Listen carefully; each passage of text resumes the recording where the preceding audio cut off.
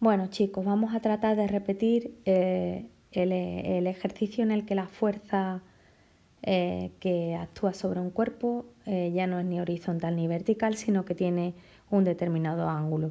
El problema dice, una persona arrastra una caja de 10 kilos de masa a lo largo de 10 metros sobre un suelo horizontal y mediante una fuerza constante de 100 newton que actúa formando un ángulo de 40 con la horizontal.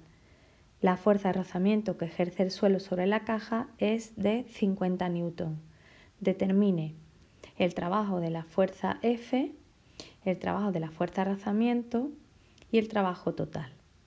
Vale, lo primero que vamos a hacer es escribir o dibujar, hacer un esquema, ¿vale? De lo que es el cuerpo. Vale, aquí tenemos nuestro cuerpo con una masa de 10 kilos que está en una superficie y vamos a empezar a dibujar las fuerzas que actúan sobre él. La fuerza F es una fuerza cuyo módulo son 100 newton y forma un ángulo de 40 grados con la horizontal, ¿vale?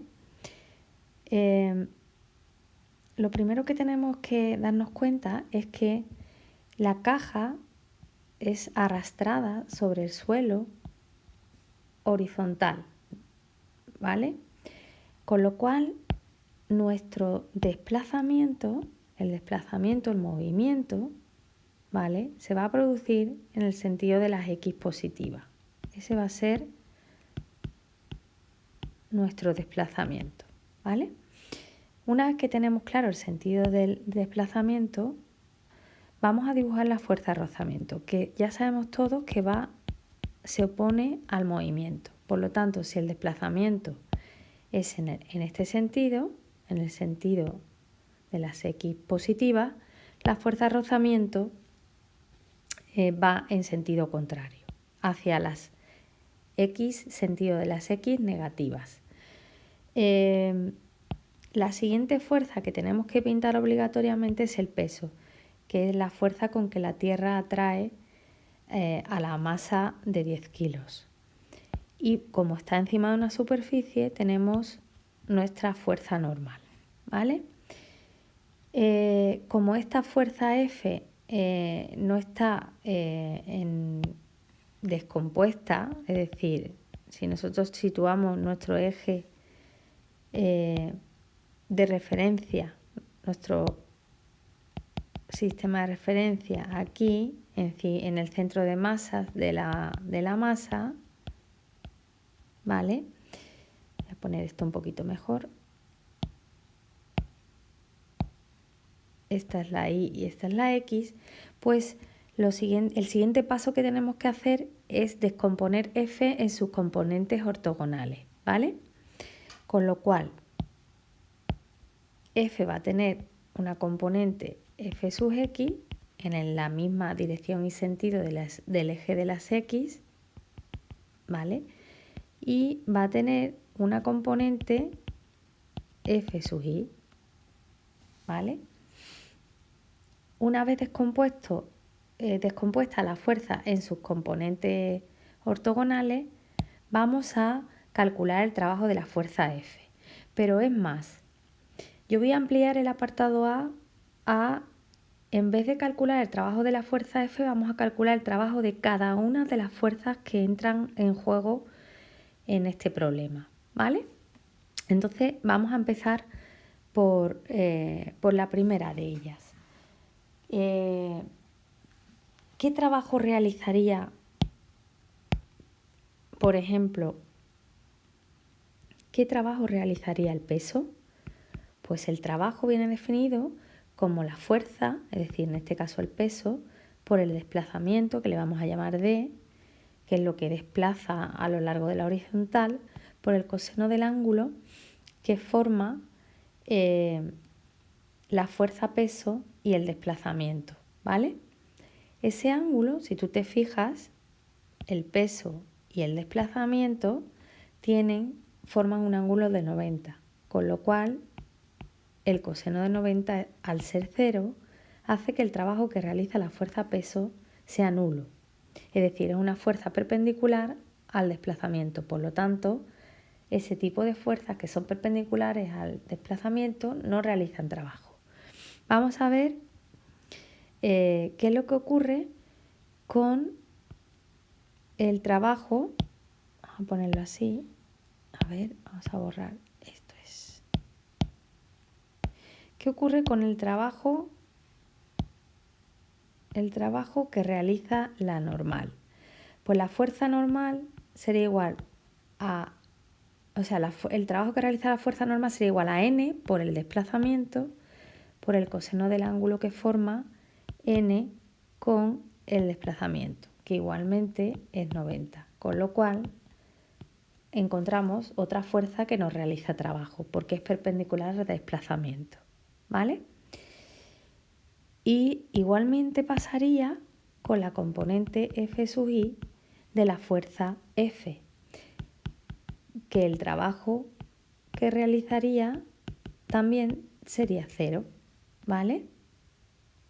Porque la fuerza es perpendicular al desplazamiento, ¿vale? Ya hemos calculado el trabajo de N, de F sub i, de P, y faltaría el trabajo de la fuerza de la componente X de la fuerza F.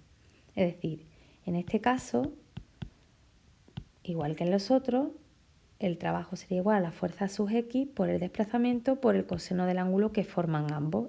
Fijaos que aquí esta fuerza y el desplazamiento forman un ángulo alfa igual a 0, con lo cual el coseno de 0 es 1, ¿verdad? El trabajo de F sub X pasaría a ser F sub X por D. Vale. Ahora el ejercicio pasa al cálculo de F sub X para poder calcular el trabajo de F sub X. Vale. Cuando nosotros tenemos una fuerza o un vector F y lo descomponemos en sus componentes ortogonales, ¿vale? F sub X y F sub Y, como le pasa a la fuerza que arrastra de esa masa, pues resulta que si sabemos este ángulo, como es el caso, que es 40 grados, la relación que existe entre F sub X y F, ya que F sub X es el cateto contiguo, la relación que existe entre F sub X y F, que es la hipotenusa, pues es una razón trigonométrica que se llama coseno de alfa.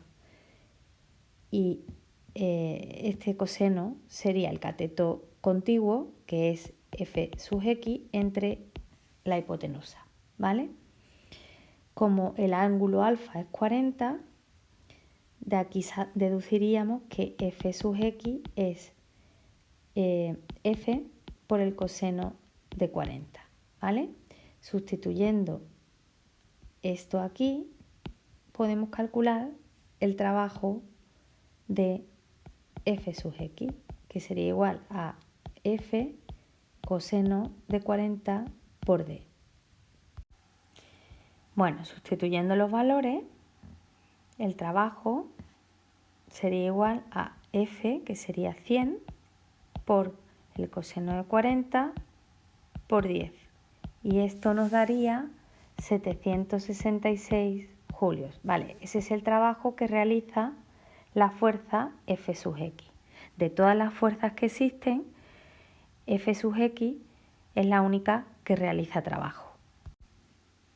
Vale, ahora ya hemos calculado, ¿verdad?, cuál es el trabajo de la fuerza F sub X, que es la única que realiza trabajo. Ahora en el apartado B nos piden que calculemos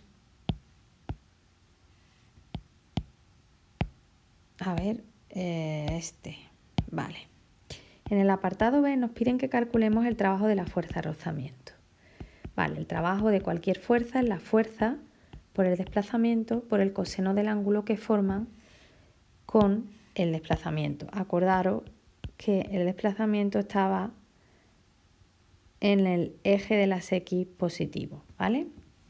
Entonces, el coseno del ángulo que forma son entre la fuerza de rozamiento y el desplazamiento es 180. Por lo tanto, el trabajo que realiza la fuerza de rozamiento sería igual a nu por n por el desplazamiento por el coseno de 180, que es menos 1. Vamos a poner aquí el signo negativo, ¿vale? Habíamos visto antes que para que el cuerpo esté en equilibrio, n, en este caso la normal, y el peso han de ser iguales. Es decir, esto es así porque el cuerpo está en equilibrio, en reposo, en el eje de las I's, ¿vale? Con lo cual, como n es igual a p, pues esto sería igual a menos nu por p, menos nu por p, y p es igual a m por g, ¿vale? Acordaros, p era igual a m por g y por d. Entonces, el trabajo de la fuerza de rozamiento es igual a menos nu por m por g, que es la fuerza de rozamiento, que curiosamente nos la dan, aunque aquí parezca que es una S, esto es un 50, y sería menos 50 newton por el desplazamiento, que son 10, dando un trabajo total de menos 500 julios. Con lo cual el trabajo total sería igual al trabajo de la fuerza F sub X más el trabajo de la fuerza de rozamiento. El trabajo total es igual a 766 julios más menos 500 julios, siendo el trabajo total 266 julios, ¿vale? Perdón, ¿vale?